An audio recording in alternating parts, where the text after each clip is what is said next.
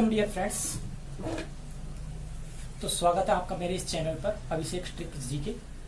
तो आज हम आपके लिए लेकर आए हैं राजस्थानी चित्रकला से संबंधित नॉलेज, जिसमें हम राजस्थान के अंतर्गत जो विभिन्न चित्रकला शैलियाँ हैं उनके बारे में जानकारी देंगे, उनके काल स्वर्ण कालों की चर्चा करेंगे, किस शासक के काल में फली फूली उनकी चर्चा करेंगे, और मेवाड़ शैली, मारवाड़ शैली, ढूंढाड़ शैली, हाड़ौती शैली, जो जिनके अंतर्गत बहुत सी शैलियां आती है, उनके बारे में भी हम चर्चा करेंगे। सामान्यतः राजस्थानी चित्रकला को बहुत चित्रकला है, उसे चार भौगोलिक दृष्टि से चार भागों में बांटा गया है। उन भागों को स्कूल्स कहा गया है। तो चार भाग निम्न हैं: मेवाड़ स्कूल्स, मारवाड़ स्कूल्स, ढूंढाड़ी और हाड़ौती। ठीक है, इनके अंतर्गत विभिन्न चित्र शैलियाँ आती है। हम आज बात करेंगे मेवाड़ शैली, जो कि मेवाड़ स्कूल्स के अंतर्गत आती है। ठीक है, अब सबसे पहले हम बात करते हैं राजस्थानी चित्रकला की। जो राजस्थानी चित्रकला है उसका उद्गम कहाँ से है? उसका उद्गम हम माना जाता है जो प्राचीन काल की शैली है, अपभ्रंश शैली, उससे इसका उद्गम माना जाता है। जो अपभ्रंश शैली है उसका अर्थ होता है अपशब्द। ठीक है, तो प्राचीन काल के ऋषि मुनि थे, वो इस अपभ्रंश वर्ड का यूज करते थे। और जो अपभ्रंश शैली ये किस प्रकार है?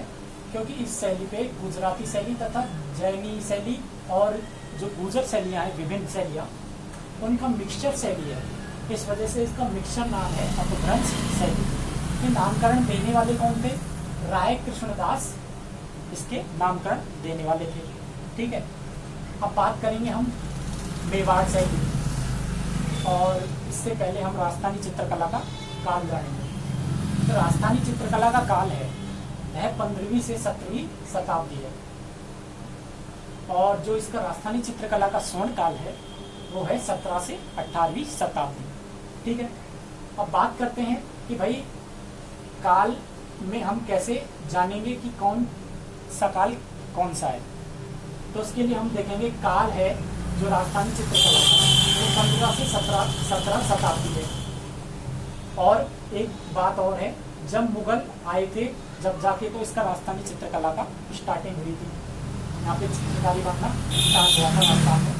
और जो स्वर्ण काल है, अर्थात जो राजस्थानी चित्रकला फली फूली धीरे धीरे विकसित हुई, वह कब हुई? जब अंग्रेज आए थे 17 से 18वीं शताब्दी में। ये बात ध्यान देने की है।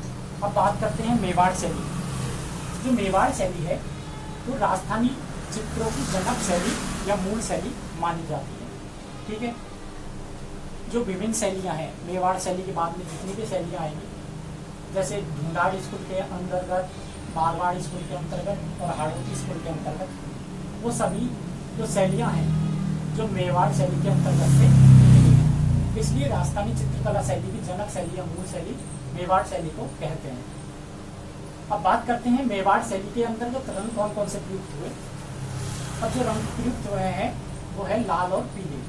ठीक है, जिन्हें सम्मिलित रूप से चटकदार रंग भी कहा जाता है। ज़्यादातर एग्जाम्स में क्वेश्चन आते हैं कि मेवाड़ शैली के अंतर्गत कौन से रंग प्रयुक्त होते हैं, वो है चटकदार रंग। ठीक है, लाल पीले का कम ही ऑप्शन आता है, ऑप्शन आता है चटकदार रंगों का। हम बात करते हैं जो मेवाड़ शैली है उस पर मुगल प्रभाव किस शासक के समय हमें देखने को मिलता है। जो राजा अमर सिंह है उनके शासनकाल में हमें मेवाड़ शैली पर मुगल प्रभाव देखने को मिलता है। और बात करते हैं मेवाड़ शैली के अंतर्गत जो चित्रित ग्रंथ है वो कौन सा है? जो चित्रित ग्रंथ है वो है श्रावक प्रतिक्रमण संपूर्णी। बहुत जगह इसका नाम है श्रावक प्रतिक्रमण संपूर्णी या श्रावक प्रतिक्रमण सूत्र चूर्णी। ठीक है, और इसकी बात करें तो 1260 और 1261 में तेज सिंह के काल में यह विकसित हुआ। ठीक है, और जो इसके अंदर चित्रों का कार्य किया गया वह कमल चंद के द्वारा किया गया। ठीक है, और बात करते हैं तो मेवाड़ शैली है उसके अंतर्गत प्रमुख चित्रकार कौन से हैं। अब इनको के माध्यम से हम सीखेंगे कि मेवाड़ शैली के अंतर्गत ये चित्रकार प्रमुख हैं। ठीक है, सबसे पहले आइए इनके चित्रकलाओं की ट्रिक देखते हैं। मेवाड़ शैली की चित्रकलाओं की ट्रिक है, गंगा का मन साफ है जगन। क्या ट्रिक है, एक बार फिर से देखिए, गंगा का मन साफ है जगन। ठीक है, अब इनके जो चित्रकार हैं उनके नाम जान लेते हैं। गंगा से गंगाराम, का से यहाँ से कह लेंगे कृपाराम, मन से मनोहर दास। मनोहर दास ने क्या किया था, रामायण को चित्रित किया था।